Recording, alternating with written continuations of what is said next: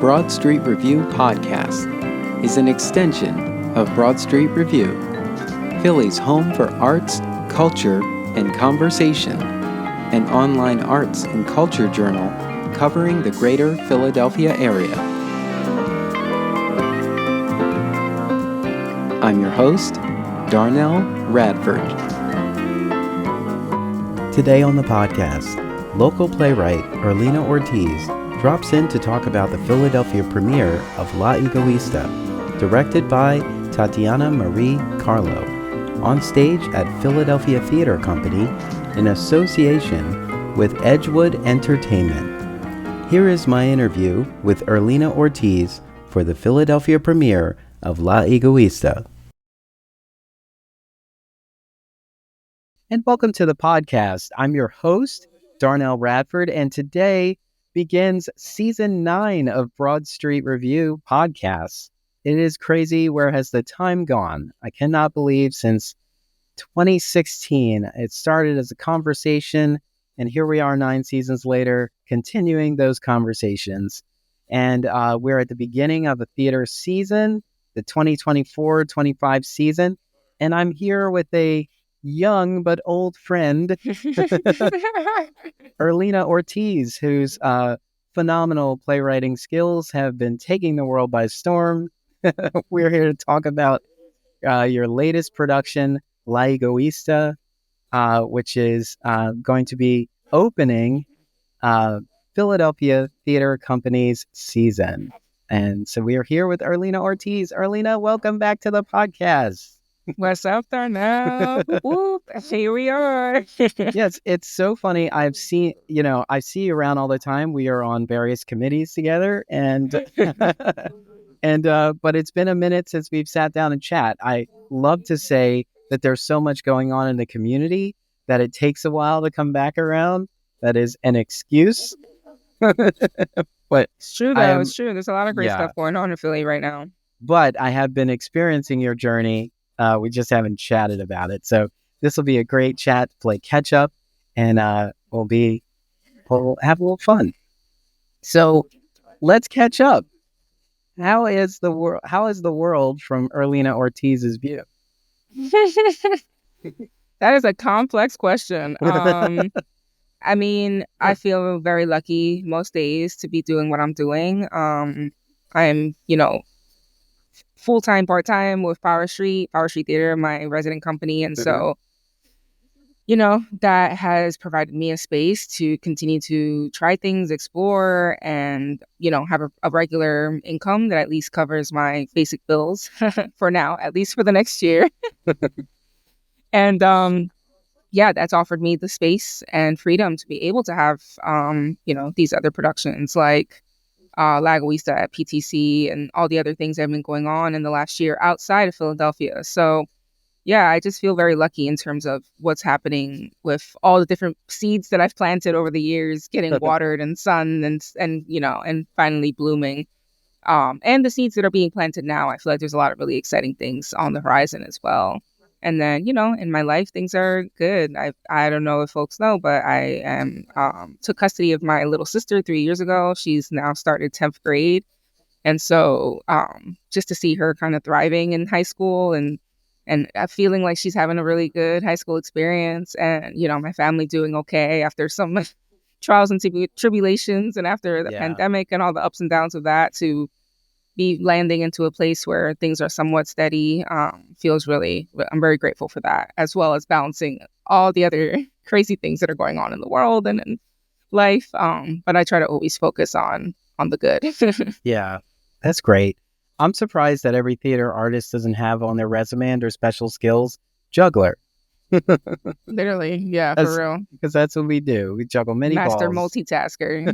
Yeah, it makes sense that I'm older sister, older Latina sisters. We're trained to be multitaskers. Great. So before we get into La Egoista, I want to chat about Silhouettas. Yeah. That is now nominated for 7 Barrymore Awards. What a wonderful, what am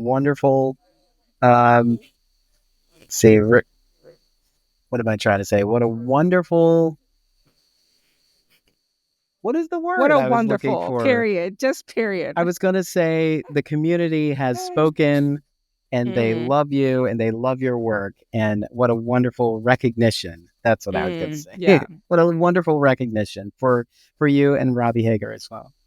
Yeah, yeah. And all the folks that were involved in Power Street as this was our first musical, our first time producing in equity production, our first time running for 3 weeks. So there was a lot of firsts on this project. And, that's one of the beauties of Power Street, is that it gives us a space to try and push the boundaries and, and not be stuck in the same mold all the time. But yeah, so what this was, it's crazy that that whole thing happened. It was slow and fast at once. So I started, working with Robbie on it in 2020. And at the time, it was sort of just like, all right, on our own time, on Zoom meetings, we were working on it, sending voice notes back and forth and stuff like that. And then to see it, continue to grow, with Power Street, we got a small grant to do a Zoomsicle version of it, which was during the pandemic. We did musical, Zoom, get it, Zoomsicle, ha, ha, ha, ha.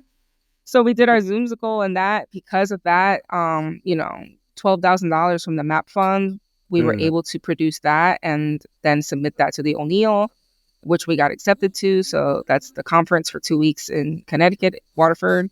It was an amazing, amazing experience where the show really came to life after that. Like, we really figured out what the show was during those 2 weeks. And then on the last day of being at the O'Neill, we got word that we got funding from the William Penn Foundation through Power Street to produce the musical.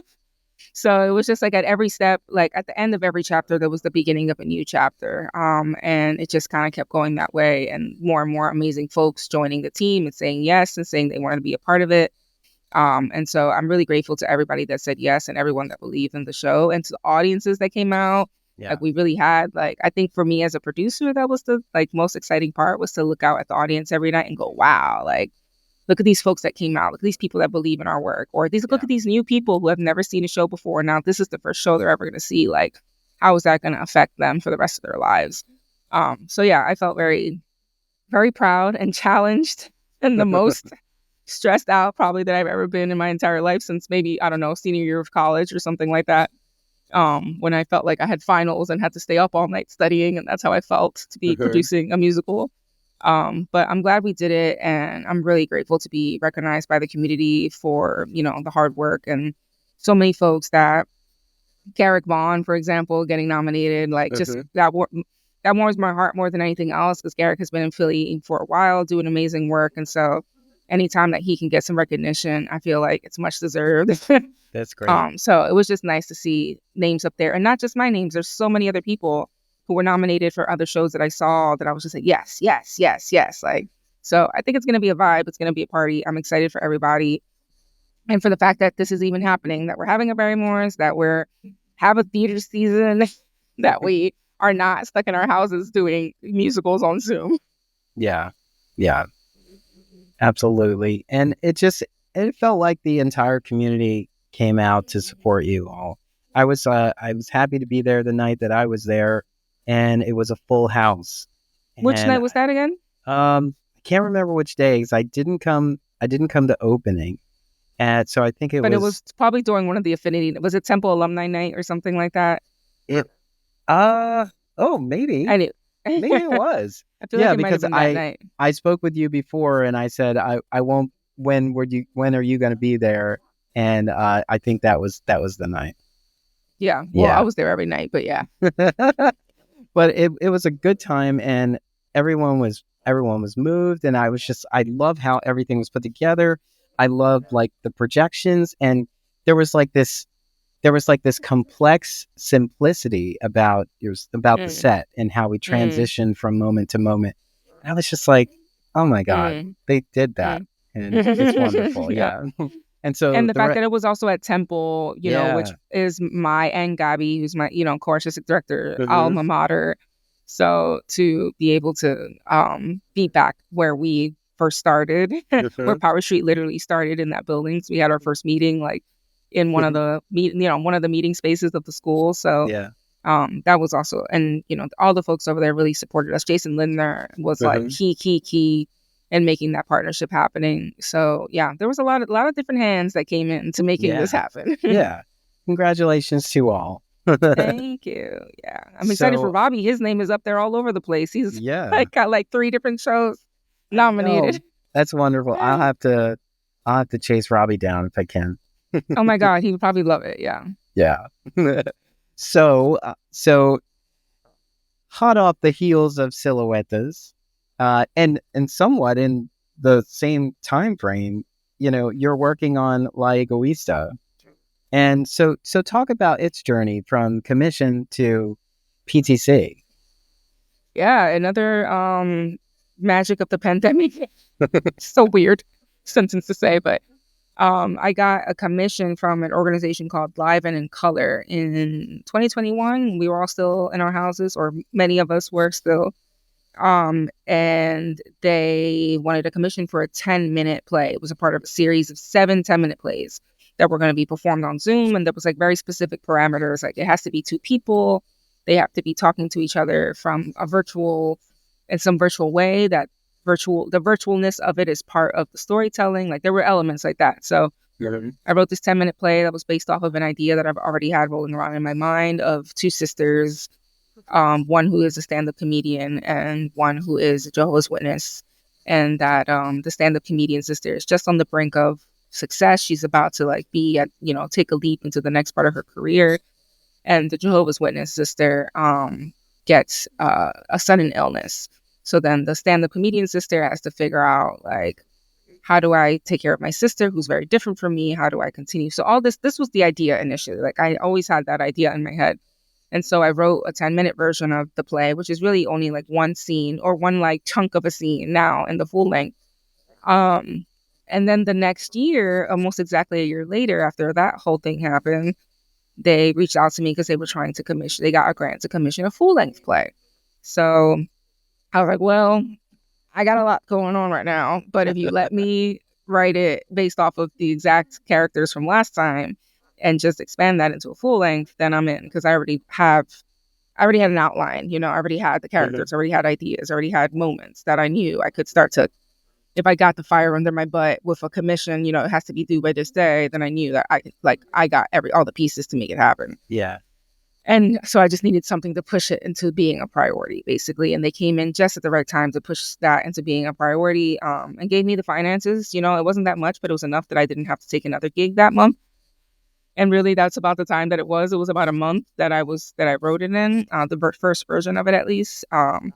And so then I went to that residency for a week and, workshopped it there. And now I had a play that was pretty solid. And so right around that time, the Latine Theater Commons was hosting a convening that was called the Comedy Carnival. They wanted comedies. They were like, in these dark times, after the pandemic, blah, blah, blah, we want to laugh. And I was like, well, I happen to have a play that is about a comedian. A few chuckles in my back pocket. I got some chuckles here. And all my plays have always been funny to some extent. Like, I think my characters have always been comedic, but I've never marketed something specifically as like, this is funny, because it's also, like all my plays, has a lot of dark and really difficult stuff in it. But yeah, I submitted it, it got accepted, and it's an amazing organization. They did a reading of it during the convening. And at the convening, they always make folks do a pledge, and they had folks in the audience. They said, all right, so if y'all like the reading, who's going to produce it? And they like put the spot on for whoever's in the room. And it's, tons of Latine artistic directors and scholars and people from across the country. And so of that group, there was like 3 folks that said, I'll produce it. I want to produce it. We'll produce it. And of those 3, 2 of them actually did produce it. So it was a pretty like solid, it came out a good outcome for me with that. And I don't know if that would have happened necessarily if they hadn't like put that, fire to say, all right, who's going to do it? Yeah. So yeah, that led to the Louisville production, and then the Skylight Theater production. And then at the Louisville production, there was a producer who came and saw it and was like, I want to option this and take it to the next level. And that company is Edgewood Entertainment. And so they came in and were like, we want to do this. And from there, I kind of had already started conversations with Tyler and Taby about potentially, just kind of sending them my work and getting to know them a little bit. And so I was like, well, maybe Philadelphia Theater Company might be interested in being a part of this journey. And they were, and they through just kind of conversations and reading the play and getting to know each other a little bit, we were able to say, yeah, like this is something we wanted to do. And that conversation really only started at like maybe at the beginning of this year. So for it to actually, or I don't know what the timeline is anymore. But yeah, so now we're here. Cool. How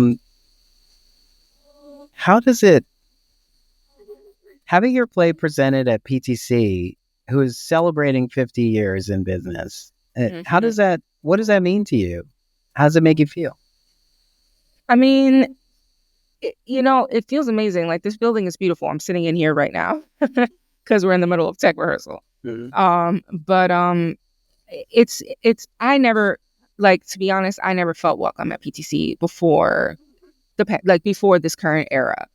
I never saw a show here. I was never invited. Like a lot of other companies in the city, I get invited to an opening night, or I know somebody in the show. And so I usually had a reason to go see shows at some of the other, Arden, Wilma, Interact, like Theater Exile, all those places like I go to regularly. And I always felt like they were part of my community. And I never felt that way about PTC until Tyler and Tavy came in and were like very intentional about like wanting to get to know the community, wanting to know who's here, hire people from here, showcase artists from here. So I kind of, I feel proud of that. Like, I feel proud of that. I'm part of that history of the new era of what this company can be. And that is this play that is, I love all my plays, and this one is very close to me in such specific ways to my life, with chronic illness, and that's a big aspect of the play. So it feels kind of surreal, every time I walk past the big Suzanne Roberts theater sign and just think like, that was always just a facade. I never came inside. I never knew what it looked like inside. And now I know backstage and the green room and the rehearsal halls. And like, I feel, like I know this space now in a way that I wouldn't have before. So that feels kind of cool, like full circle in a way. It is sad that UArts is not alive right now. It's like walking down Broad Street every day and just seeing the old UArts buildings. It's just like, come on, and like not feeling that vibe of the students. Like it is a little heartbreaking to have that juxtaposed at the same time. But yeah, I'm excited to see what the next 50 years of this company might look like if they continue to lean into, into the values that they have professed. Yeah. There are many buildings in the city that I walk by and say, I will never have a reason to go in this building. And I know that list of buildings is different for many people, but it's interesting when a theater who claims to be for the people and so open and welcoming is not inviting. Yeah. And I do think a lot of companies have really come to that reality because, no, it wasn't their intention, but it was in the way they operated. You just create this, like, no one ever physically says you're not welcome, but it's just, it's by your actions. You show that you're not, there's certain parts of the community you're not really speaking to. And so it is interesting to see the companies who have been kind of identified as those companies. I'm not going to rifle off a list of names, but it is interesting to see the changes that they're making in attempts to be more welcoming. Yeah. And it's important. I knew by just seeing that your show was going to open the season that's a big deal. I work and it's a risk. It's a risk for their community. It's a risk for their subscribers. It's a risk at the end of the day. And that's what a lot of people aren't willing to do, is to take the risk on, a local playwright. But, a lot of times taking a risk pays off. So I know it's, absolutely. And really, that's why there are so many companies. Yes, there is a complete collection of published works that you can just grab off the shelf and make your own. But why get in the business to not usher in new conversations, new stories? Like, why would you not want to be a part of new play development? I feel like if every company in the city was producing like local playwrights, then the local playwrights would stay in Philly and continue to learn and grow. And like, we would become known as a place where playwrights can come and thrive and, things like that. But that's just not the reputation that the community has at this point. It's growing. It's getting a little better. Yeah. With certain companies, and, Azuka has always done really great work about supporting local folks. And, other companies throughout the city as well have started to step up a little bit about supporting local writers. But if they all did it, then we would all have work. Yes. But also it's about cultivating a community that feels that it doesn't matter if it's Hamilton, like that it's worth it to come out and to be a part of it. But in order for them to feel that way, it has to be work that resonates with them as well. Yeah. So yeah. I want to be a part of a city that engages me and is constantly challenging me at the same time.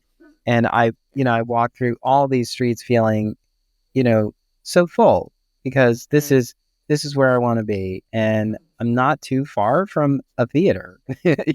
Honestly, we have a lot of theaters here, a lot of physical theaters, and we have a lot of theater entities as well. And I can't really think of a week that goes by where I'm not in a theater. It's crazy. It's crazy that I can do that. And I feel like it's because of my location. I'm here in Philadelphia, where Philadelphia has a thriving art scene in general, but even especially powerfully thriving theater community who is like, no matter what you throw at us, we will still get through it. You know what? That's all you got? Pandemic? That's all you got? Yeah. I mean, and also there's those of us who were lucky to be able to, like, I know so many writers who had such a hard time writing during the pandemic. Yeah. Mm-hmm. And the only reason that I didn't fall into that is because of random, commission and opportunities that sort of like gave me that deadline. And if I have a deadline, that's going to, force me to do something. Yeah. So, I feel really grateful that I even felt creative during that time, which it was an escape. And that's always been the thing for me, is that writing has always been my way to disappear when things are really hard. Yeah.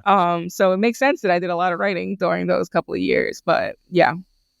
So speaking of that, I think it's always fun to ask a writer this question. Do you love to write?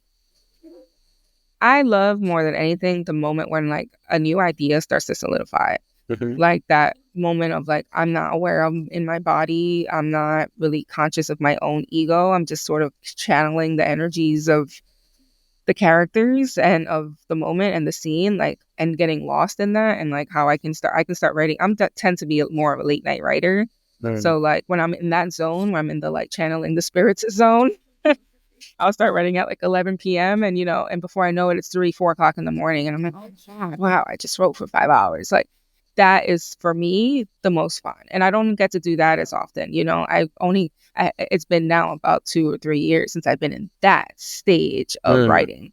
And rewriting is the next stage, and then seeing it on its feet, having table work is always really fun for me. I love hearing how actors and directors are interpreting like what I've written, and like what's resonating for them, and the questions that come up and the conversations that happen around the table during table work are like, that is when I'm like, yes, like I love that I wrote this, and that we're all like, this play is about Crohn's disease, or about somebody with chronic illness, which is based off of my experience with Crohn's disease.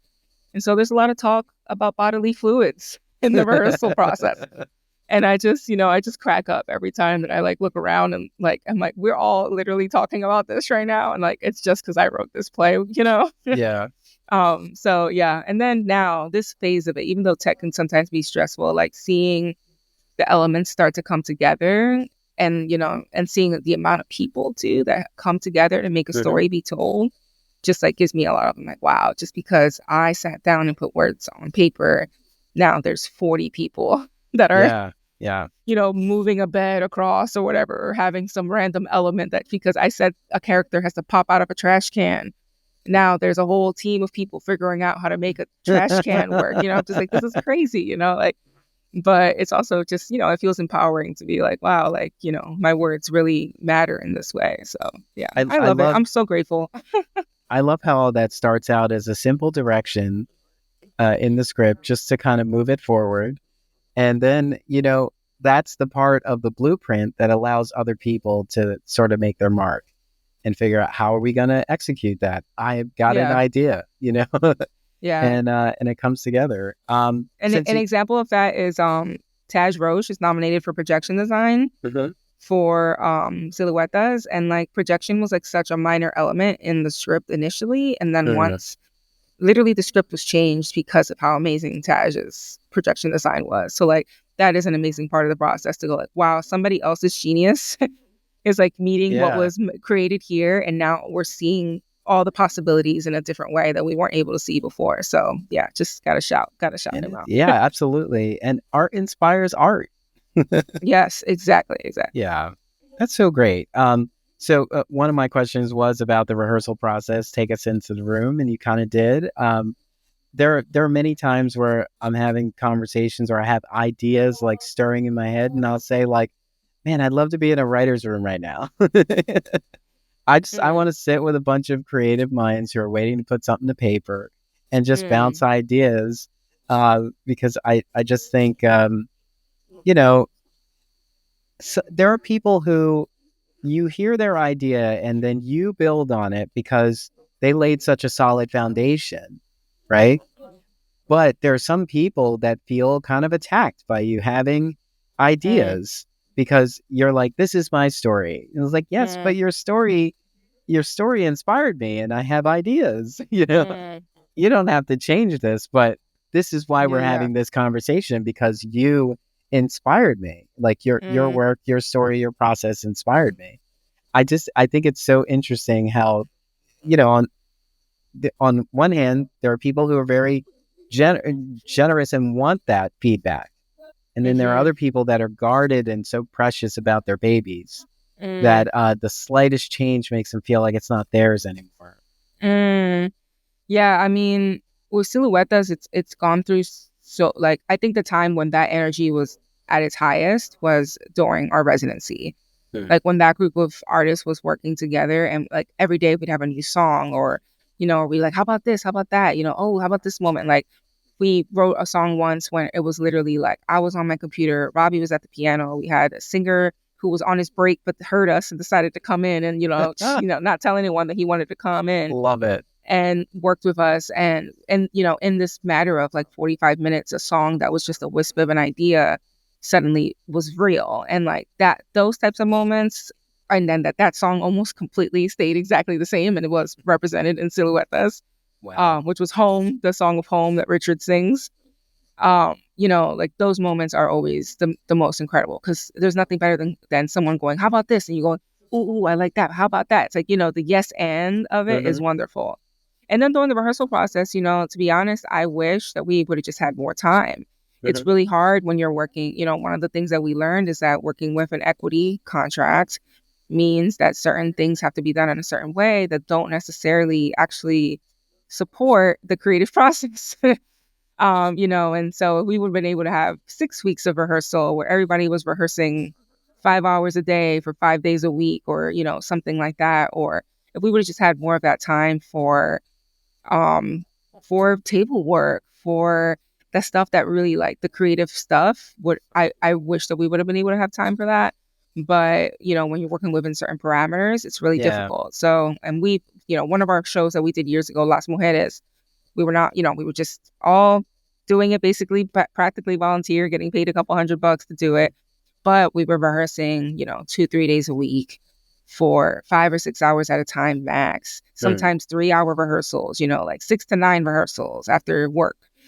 And everybody noted that process was like, after 2-3 months of rehearsing together before doing a show, you really feel like we have built something here together, and we've known each other, and we've also had that time to just talk, and say, what do you think about this moment? Like, oh, how can we, and so that show was in process during that time, and that was just such a wonderful experience. So yeah, I just wish that we didn't have to work within these sometimes these parameters that aren't conducive to the creative process and collaboration. So but that's the way. That was our experiment, working with equity for the first time. I don't think we'll do it again for a long time. Because it's just incredible, especially for us at Flower Street, we're basically 2.5-person staff. So navigating the complexities of that was extremely challenging. But somehow we figured it out. It's like, I love that they're in business to protect the artists, but the process of working with them, it's a lot. Like, there's just not a lot of thinking outside of the box of like how things have been done. Yeah. So I wish that there were many, many, many different types of contract options that still protected the artist, but that allowed for different parameters depending on, what a small company like Power Street may need to actually be fully successful in producing something like a musical. So they don't have that. They are just thinking basically from the, mid-sized theater model or from the LORT model. So yeah. I also think it's so confusing for the artists too, because there's a lot of people who don't fully understand what their union does for them. And you might just be making sure that you're getting the rate you're supposed to get, or that your pension and your health is going through, but the stuff that producers have to go through to make sure that they're doing right by you. It's so funny because there were many times where I was just like, I plan to do right by the artists. Right. Can I get on a call with like 7 people so they can all hear it? As a producer, they've agreed to do it. No, I agree. Because I'm like, I want to pay, like, the paying people what they deserve is never the problem. Like all those types of things. It's, it's all just the interest. It's like, well, if you're paying them $200, then it has to be for 5 days. And if you're paying them this much, then it has to be for this amount of days and this amount of hours. And, you can't do 2 weeks and then a break. Like, it's just like, it's so specific to a certain type of theater making. And, it's just not, there's not a lot of wiggle room from that. Yeah. Well, I want to go back into the room for a bit. And I wonder how are you feeling at the first table read? Because there you have the opportunity, you're meeting all the designers who have already kind of processed your script and sort of imagined how they will bring this world to life from their element of design. What was it like at that table read?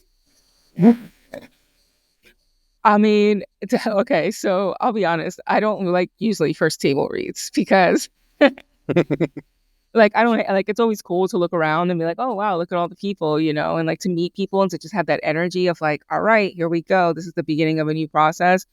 But I just feel like first table reads don't really give you a sense of what the show is going to be. And by the first table read, we've probably already read the show at some point with a group, or I've already read it myself out loud or something like that. So a lot of times it's really more like the first full run. That is the time that I enjoy the most, even if it's a hot mess, because sometimes the first full run can be a hot mess.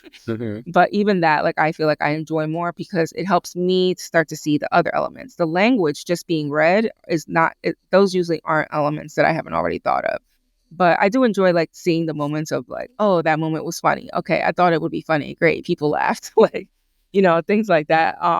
But I get a lot of stress from the first table read because usually the beats aren't there, the intentions aren't right, So then I'm like, are people getting a sense of what the play really is? Like, it's this scene's supposed to go faster, or no work has been done. So it's just like just hearing it raw with no work. Sometimes it makes me just more anxious. You're internally saying, okay, there should be a beat here. Exactly. Yeah. I can't relax and just listen to it because, then I'm like, oh, they didn't say that word right. Now no one's going to understand what's going on in the next scene, and that's not the actor's fault. That's the way it is. You're doing a first read, like, and sometimes you've only had the script for a couple days or something. So, yeah. So, what did you think about the presentation of like the set?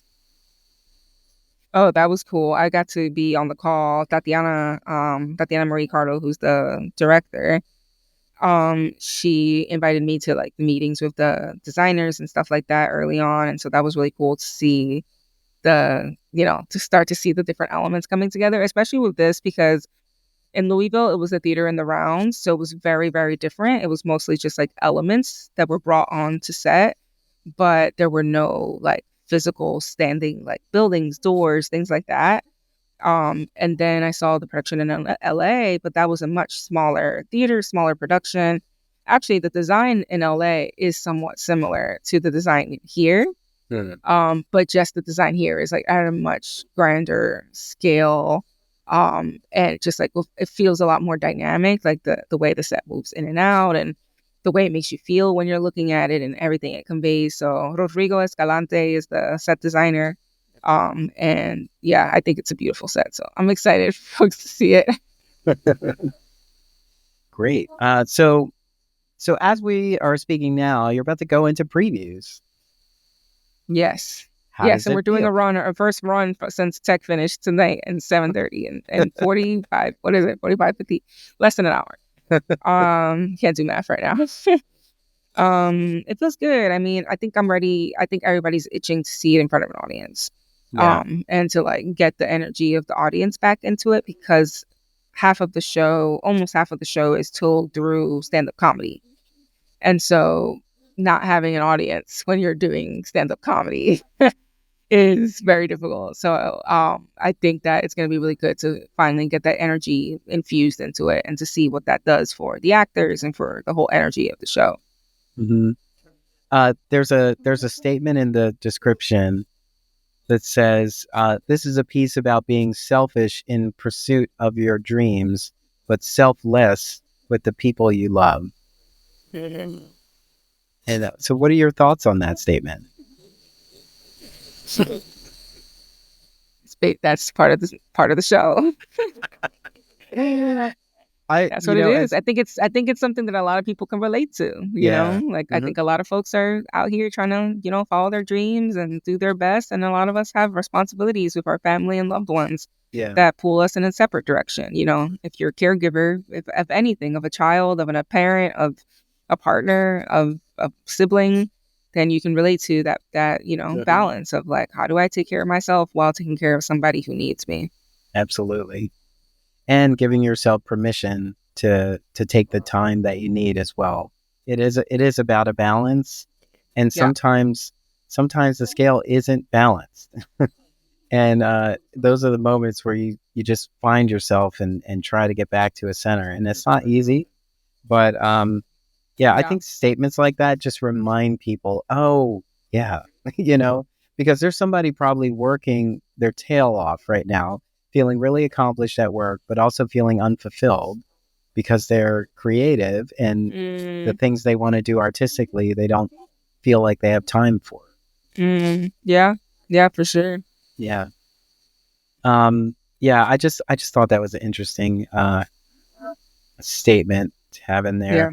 And it all ebbs and flows, There's times in our life when we have to be selfish, and there's times in our lives when we have to, put others before ourselves. So it's just, again, like you said, it's just about figuring out how to find that balance. Yeah.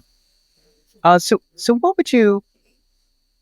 I've over the years I've found many ways to ask this question, and I pretty much come back to the same thing. But in general, what would you like us to take away from this production? I mean, honestly, the sentence you just said, it's like, I want folks to leave thinking about their own understanding of balance between selfish and selfless. And, reevaluating that and seeing whether or not they feel like they're at a proper standing with that in this point in their life. I think a big part of it too is about loving people who aren't exactly like we are. And as we're heading into this, election season, I think just having grace and love for folks, even when they may not see things exactly the way we see them or have slightly different value systems. Obviously there's a line with that, okay? But I think, like the play is based off of my own relationship with my mother. Like she's very religious and I'm not that. I think she wanted me to follow what she believed and I didn't, but we still love each other so much, and we still have a strong, solid relationship despite the fact that our value systems are literally so different. And I think that, if I can do that, and if the sisters in the play can figure out a way to do that, then I hope that people will also try to, find that within themselves with their own friends and family in their life who may be causing them problems. Trying them. Yeah, trying them, exactly. I know it's there. There are many times I'm just like, you just insist on trying me, don't you? My gosh, yeah. And there's people like that. I mean, Josefina, who's the main character in the show, she's that person. She's the one who likes to push your buttons, who likes to say the thing that she knows is going to upset you. She gets she's humored by getting a rise out of people, so she's kind of like a dickhead in that way. But she's also charming and funny enough that she can kind of get away with that stuff. Yeah. Well, since you talked about Josefina, talk about the other characters. Yeah, well, it's just a 2-person show. So Josefina and Betseda, who are the 2 sisters, and Josefina is the stand-up comic. She's, she loves jokes about her ass and dating. And then Betseda is, dedicated to being a Jehovah's Witness, which was the religion that their mother followed. And she's, a banker or an accountant and has a very stable, normal, dutiful life. And she's suddenly diagnosed with a chronic illness. And so Josefina has to, take care of her. And that forces the 2 of them back together after basically once Josefina was an adult, she moved out of the house and Betseda was left behind as the little sister. So this is the first time as they've been adults that they are reconnecting. So there's all those like childhood things that come up and the way that you get when you're with your sibling and that they make you act like you did when you were 12. So we get to see these 2 siblings get to know each other again and love each other again and, navigate all of the challenges that they're facing with the healthcare system and, the loss of their mother and, so many dark and horrible things that we have to navigate in this life. But yeah, I won't say more than that because I don't want to ruin it. Yeah, that's fine. So as we, before we wrap up here, I want to ask you as, someone who is, figuring out more about you and just seeing your accolades and the work that you've produced this far and how you've gotten to this point. What would you say to a writer who is in their own way? I would say find your community, find the people who are going to, and there's a group of people coming up here. I don't know what's exactly happening, but I should probably go in a second. But I would say find your community and find your people who are going to support you and who, if you say, hey, I want to do this, they're going to go, okay, how, when, what do you need from me? How do you, build that community of folks that are going to support you? Because I wouldn't have been able to do anything and nothing that I've done would have been possible. It wouldn't have been for Power Street and for Gabby believing in me and, and putting her money where her mouth is, so to say, and saying, yeah, okay, you're a playwright. You wrote this play. We're going to produce it. Oh, you wrote a musical. We're going to apply for grants. We're going to do it. We're going to figure it out. So, finding those people in your life who believe in you, I think is going to be, there's no way to do it on your own. I couldn't imagine doing any of this on my own without my community. So yeah. I would say that's the first thing to do is to continue to just be open to building those connections. Mm-hmm. And I also wanted to point out that the production is supported by the Crohn's and Colitis Foundation and the Bristol Myers Squibb Foundation. Indeed.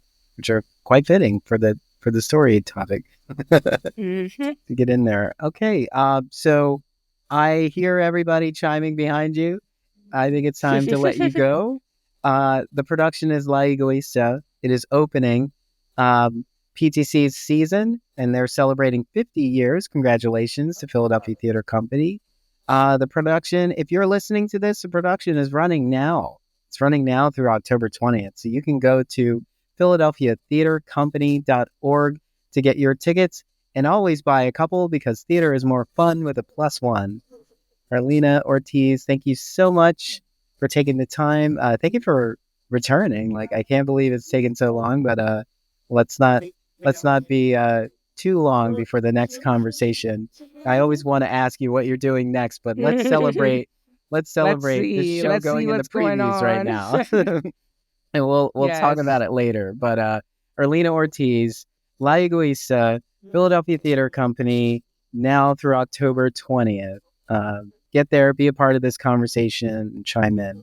Thank you so much for chatting with me today. It was truly a pleasure.